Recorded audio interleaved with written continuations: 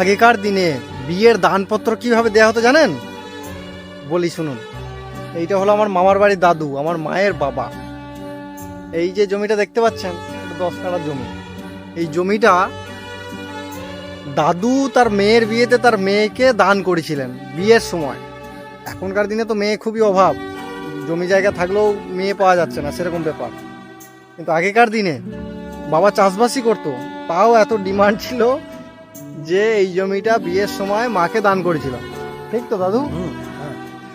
আর তুমি এই জমিটা কিনেছিলে না তোমার বাবার ছিল? না, আমি এই জমিটা কিনেছিলাম।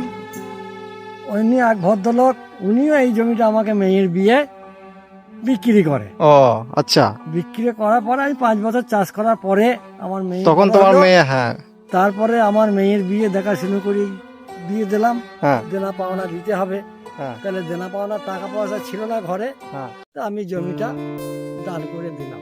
আমার মাকে নাকি? হ্যাঁ, আমার মাকে। আচ্ছা, তো তখনকার দিনে বিয়ের সময় তা বাবা চাষবাস করতো, তখন এই জমিটা বিয়ের সময় মাকে দিয়েছিলেন, অর্থাৎ বাবাকেই দেয়া হলো এক কথায়।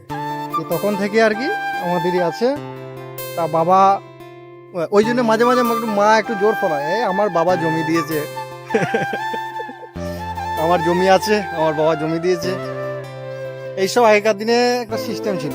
এখনকার দিনে দেনা পাওনাটা একটা ইলিগেল ব্যাপার হয়ে যাচ্ছে, যে দেয় দেয়, কিন্তু অতটা ওইভাবে ছিল না যে জমি দেওয়া ইয়ে দেওয়া, সেটা আগেকার দিনে ছিল।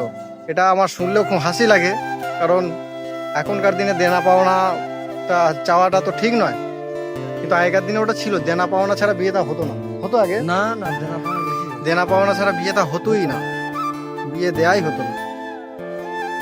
এইটুকুনি বলার। যাই হোক, তা এটা একটা ভালো ঘটনা আমি আপনাদের সঙ্গে শেয়ার করলাম। আপনাদের শুনে কেমন লাগলো জানাবেন, কিন্তু এটা বাস্তব কথা, সত্য কথা।